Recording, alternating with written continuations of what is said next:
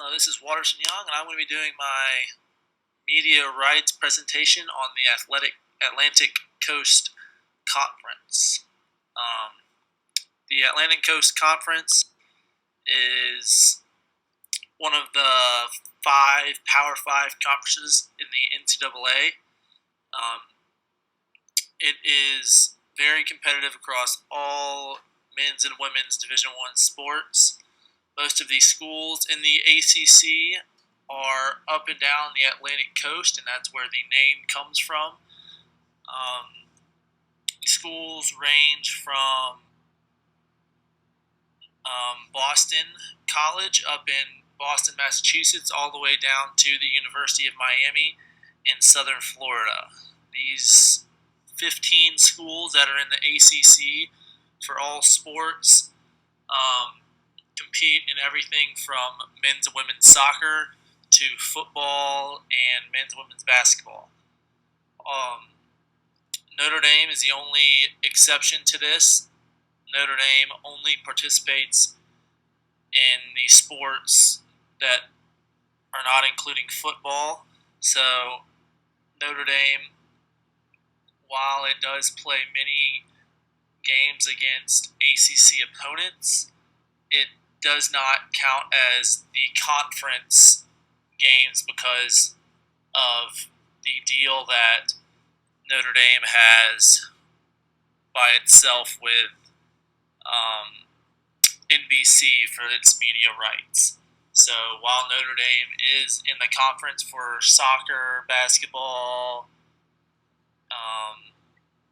lacrosse, and other sports, it is not included with the football conference. So the ACC's media agreement is with ESPN, and it has the rights to air 30 men's basketball games annually and 14 of the conference's football games. These ACC football games are weekly throughout the football season, and they are aired on ESPN. And there's also 3 televised Friday night ACC football games throughout the season, and 2 of those Friday night games are hosted at Boston College and at Syracuse every year. And these games are very big for those schools, mainly because they are not known as football powerhouses, so this will put them on the map and a national scale on those Friday night games. So while Friday nights are mainly for high school football, many places around the country, the ACC has found a way to take 3 Fridays a year and play nationally televised games at some of their lower end football schools. And while many conferences don't have a competitive football and basketball within their conference, that's one of the places where the ACC separates itself, especially when it comes to the media rights for the conference. So as I was saying before, the way that the ACC sets itself apart is because of its diversity in competitive gameplay and people wanting to watch these games throughout the conference. So when someone looks at the ACC and its rights to air the games, it's not just for football; it is also basketball and other sports. As you can see in these pictures, the ACC is very competitive in football as well as men's basketball and men's and women's basketball.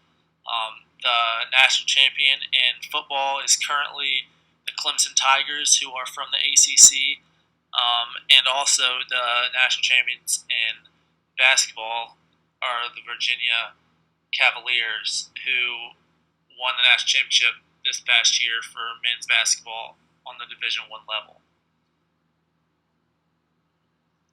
Recently, the ACC has launched its own network with ESPN, which is the ACC network. This network launched in August of 2019, and it gives the exclusive rights to air many of the lower end sports that might not normally get aired at a national level.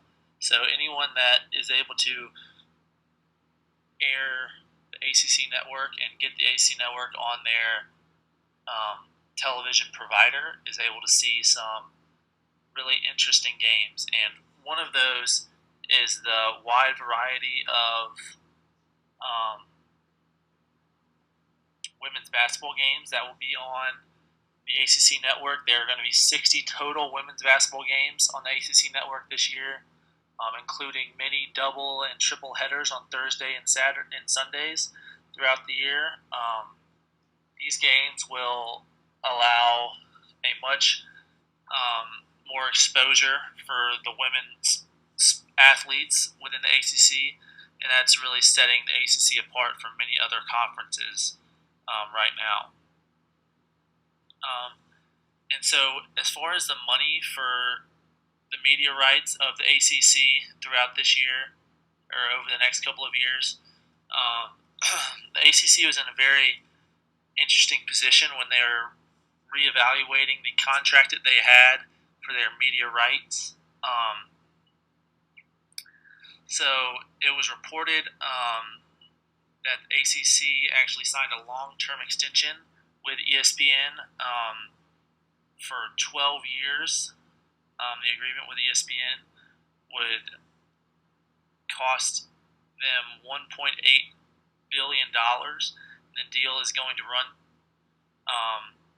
through the 2026 season, and that is where the 30 men's basketball games will be, as well as the 14 football games and the 3 Friday night football games. So when you disperse that money across the 14 conference schools, that comes out to $17 million per year per school. And this is a little bit lower than the per school amount for some of the other conferences. And it is believed that this is because of the pressure that was being put on the conference from some of the schools within the conference to get the deal done before the SEC or other conferences were able to get their deals done with some of their providers and people looking for their media right. So in conclusion, one of the things that makes ACC unique is the ability to have competitive teams and games across all sports. So while most media rights are looking just to get the rights for the football teams and the football games, the ACC is very unique because of the competitiveness across all sports. So even if you do want to see a ACC football game, which will include the national champion Clemson Tigers, you will also be able to see the national championships in men's and women's basketball, as well as women's soccer, and then some very competitive men's soccer games during that time. And you can see many of those games on the new ACC network. And while this amount of money that the teams and schools are given for the rights to air their games may seem a little low, it is a great product for the price that ESPN got, because with the new ACC network, they will be bringing in a lot more revenue because of the amount of people that will be looking to get the ACC network, not only for the football games and the basketball games, but also some of the non-revenue sports like women's basketball, volleyball, which has many highly ranked teams, and men's soccer and women's soccer, which have perennial top 20 and 25 teams also. So thank you for listening, and I hope you enjoyed the presentation.